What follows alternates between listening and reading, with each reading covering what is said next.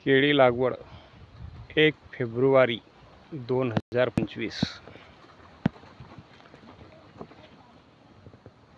केळी 2 ओळीतलं अंतर म्हणजे ड्रीप 8 फूट आणि 2 झाडाचं अंतर 4.5 फूट। केळी रोग राजनशाही।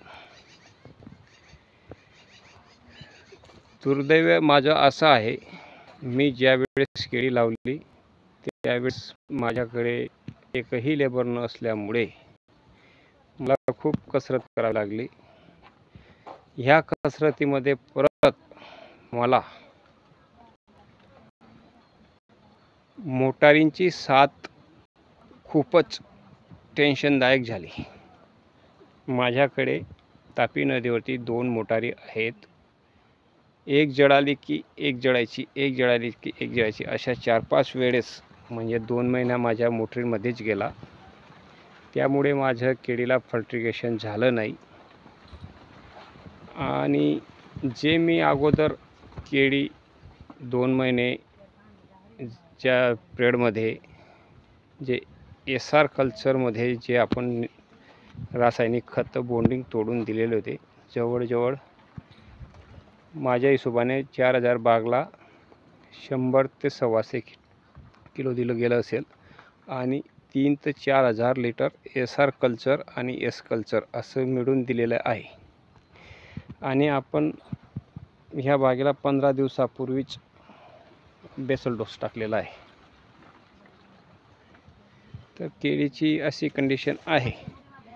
मी या जागेवरती SR कल्चर वापरलं नसतं तर मला ह्या केळीची शाश्वतता मला अशी मिळाली नसती की बुवा आपण केळी लावून खूपच मागे राहिलो। कारण परिस्थिती तशी होती माझी, लेबर नाही, एकटा मी इकडे पाहावं का तिकडे पाहावं, इलाज नव्हता त्या गोष्टीला। मोटरी पण काढायला खूप जिकरीच्या होत्या। मोटारी आमच्या तापी नदीमध्ये ओपनवेल जलपर्या आहेत। एक मोटारीचे वजन जवळजवळ 100 ते 110 किलो असं येऊ शकतं।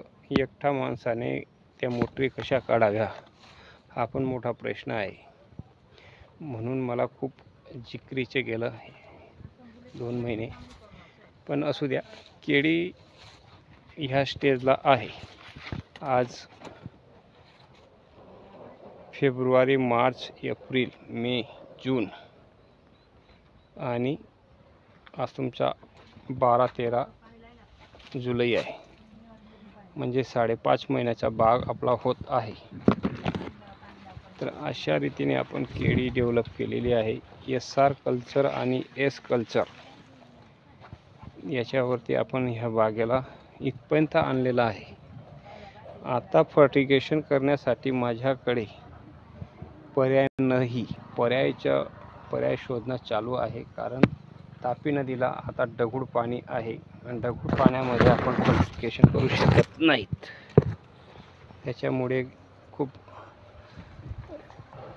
हे म्हणजे ड्रीपमधून खतं द्यायला आणि फर्टिगेशन करायला आपल्याला जिकरीचे जाणार आहे। त्याच्यामुळे आपण एक जुगाड बनवलेला आहे। तो जुगाड पण त्या ठिकाणी लावला, पण तो जुगाड म्हणजे सेक्शन जवळजवळ 200 ते 250 फूट असल्यामुळे तो जुगाड कामी येत नाही आहे। मोटर पाणी खूप कमी फेकते, त्याच्यामुळे ड्रीपला प्रेशर मिळत नाही। मग तो जो जुगाड आहे, आपण ज्या ठिकाणी बोर केलेला आहे त्याच ठिकाणी म्हणजे 10 फुटावरती इथं आपल्याला बोरजवळ नेऊन तो जुगाड लावायचा आहे। मग फर्टिगेशन चालू करायचं आहे।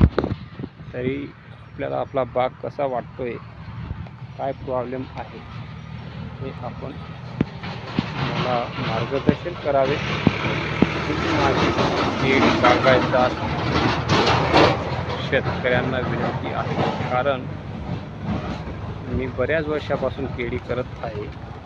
मी काही एवढा मास्टर माइंड नाही आहे, कारण शेतकरी सर्वात मास्टर माइंड असतो। प्रॅक्टिकली तोच खरा शेतीचा करता धरता महापुरुष